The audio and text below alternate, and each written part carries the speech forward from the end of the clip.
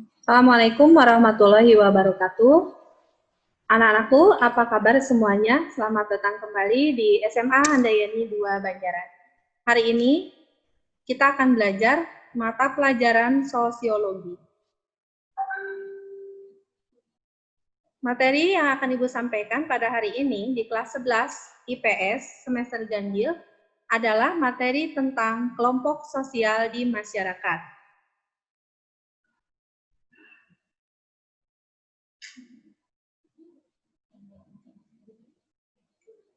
Adapun tujuan pembelajaran yang harus kalian pahami pada kesempatan ini adalah mendeskripsikan dasar-dasar pembentukan kelompok sosial.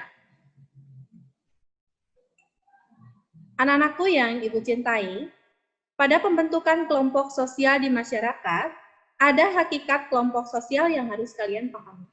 Yang pertama adalah keinginan untuk menjadi satu dengan manusia lainnya di sekelilingnya. Ketika manusia dilahirkan ke dunia, kita tidak akan terlepas dari bantuan orang lain. Dan bahkan dalam setiap kehidupan, kita selalu membutuhkan orang lain. Sehingga kita tidak bisa lepas dari manusia lainnya di sekeliling kita. Yang kedua, kenapa manusia ingin membentuk kelompok sosial? Karena ada keinginan untuk menjadi satu dengan lingkungan alamnya. Kita ketika bergaul dengan orang lain, ketika kita bergaul dengan keluarga kita dan dengan teman-teman kita tidak akan lepas dari alam lingkungan sekitar kita.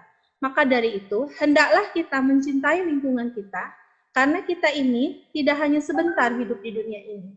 Setelah kita selesai hidup di dunia, kita juga harus mewariskan lingkungan hidup kita ini ke generasi selanjutnya. Untuk lebih memahami tentang kelompok sosial di masyarakat, maka hendaklah kita memahami tentang pengertian kelompok sosial. Begitu banyak pengertian kelompok sosial yang ada, kita ambil hanya 3 pendapat ahli. Yang pertama, menurut Paul B. Hutton, kelompok sosial berarti setiap kumpulan manusia secara fisik. Kita ambil contoh, kumpulan manusia secara fisik bisa terbentuk di mana saja dan kapan saja. Contohnya, ketika kita naik kendaraan umum, ketika kita mengantri di halte bis, ketika kita antri di antrian loket tiket, ketika kita berkumpul secara tidak sengaja di tempat manapun, maka itu sudah terbentuk kelompok sosial. Yang kedua, menurut Mayor Pollak, kelompok sosial adalah sejumlah orang yang saling berhubungan dalam sebuah struktur. Ini diartikan, kelompok sosial secara berstruktur terdapat di kelompok-kelompok yang dibentuk secara resmi. Contohnya sekolah. SMA Handayani 2 Banjaran contohnya adalah sebuah kelompok sosial yang terbentuk dengan struktur. Karena di dalamnya ada struktur yang resmi. Seperti kepala sekolah, wakil kepala sekolah yang membidangi masing-masing, seperti wakil kepala sekolah bidang kurikulum, wakil kepala sekolah bidang kesiswaan, wakil kepala sekolah bidang humas, dan wakil kepala sekolah bidang sarana prasarana. Setelah itu, ada wali kelas, ada guru-guru, ada caraka, dan sampai kepada siswa-siswi SMA Handayani 2 Banjaran. Nah, semuanya itu tergabung dalam kelompok sosial yang terstruktur. Kemudian yang ketiga, kelompok sosial menurut Robert K. Merton. Robert K. Merton mengatakan, kelompok sebagai sekumpulan orang yang saling berinteraksi sesuai dengan pola yang telah mapan. Kita ambil contoh, ketika kita tergabung dalam sebuah komunitas, misalnya komunitas pencinta motor, komunitas pencinta olahraga, dan komunitas yang lainnya, maka di dalamnya terdapat pola-pola yang sudah mapan. Artinya, pola-pola yang teratur yang harus diikuti oleh seluruh anggota atau pesertanya.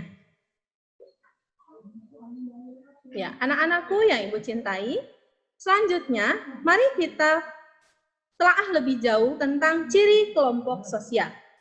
Ciri kelompok sosial yang pertama adalah memiliki pola interaksi. Kita lihat dalam kehidupan sehari-hari. Kita di rumah memiliki pola interaksi yang langsung. Karena keluarga adalah sebagai salah satu bentuk kelompok yang primer. Kemudian yang kedua, pihak yang berinteraksi mendefinisikan dirinya sebagai anggota kelompok.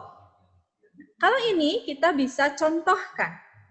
Ketika kita berada di dalam sebuah organisasi, contohnya sekolah, maka kita sebelum masuk ke SMA Handayani 2 Banjaran, kita membutuhkan proses dan tahapan-tahapan.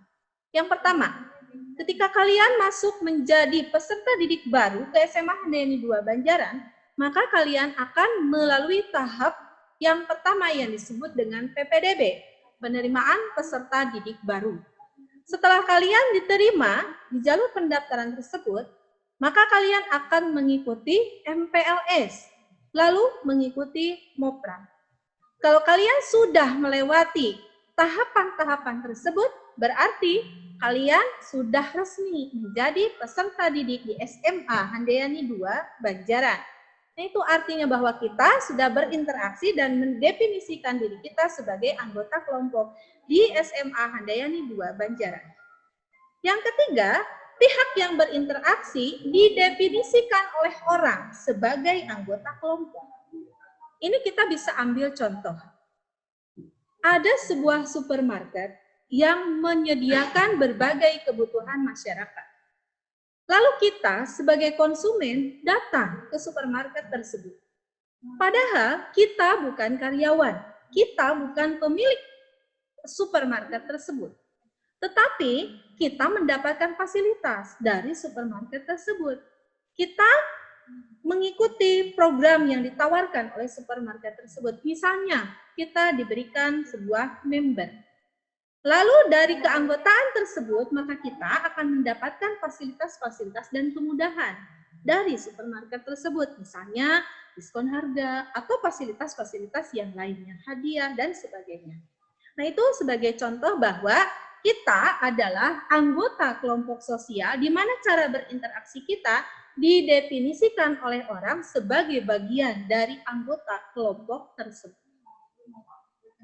Selanjutnya, anak-anakku yang Ibu cintai, kita masuk kepada pemahaman faktor pembentuk kelompok sosial yang tadi di awal disebutkan pada tujuan pembelajaran hari ini. Faktor pembentuk kelompok sosial itu ada 3. Yang pertama adalah kita terbentuk dalam satu kelompok karena ada kepentingan yang sama. Atau contohnya bisa masuk ke dalam asosiasi. Ketika kita mau menjadi anggota, maka kita harus memenuhi syarat-syarat tertentu. Seperti yang Ibu terangkan tadi di awal ketika kita mau menjadi bagian dari SMA Handayani 2 Banjaran.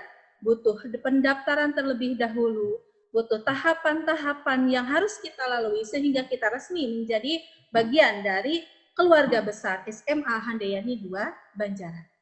Kemudian yang kedua, pertalian darah atau keturunan yang sama. Pembentukan kelompok sosial seperti ini menyatukan 2 orang yang berbeda antara laki-laki dan perempuan digabung menjadi sebuah kelompok melalui ikatan pernikahan. Ini biasanya termasuk dalam pembentukan kelompok sosial primer atau yang mendasar. Karena setiap manusia yang lahir ke dunia, mereka mengenal kelompok baru yaitu keluarga. Mereka pertama mengenal ayah dan ibunya. Setelah itu mereka akan masuk ke kelompok yang lainnya. Seperti kelompok yang nomor 1 tadi dijelaskan, yaitu kelompok yang terbentuk dengan kepentingan yang sama. Selanjutnya, anak-anakku yang Ibu cintai, yang ketiga adalah pembentukan kelompok sosial karena daerah atau wilayah yang sama. Nah, kelompok ini terbentuk biasanya akan terasa apabila kita berada jauh dari lingkungan kita berasal.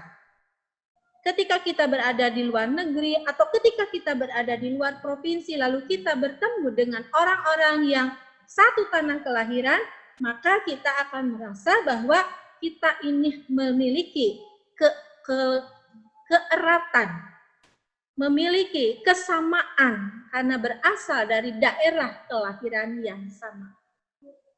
Nah, itu yang bisa Ibu sampaikan. Mudah-mudahan apa yang Ibu sampaikan pada kesempatan ini menjadi pelajaran bagi kalian sehingga kalian lebih memahami tentang dasar-dasar pembentukan kelompok sosial.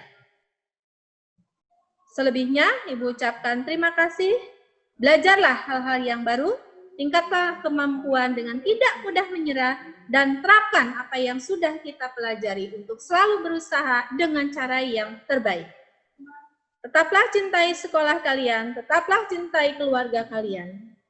Akhir kata, Rabbana atina fid dunya hasanah wa fil akhirati hasanah wa qina adzabannar.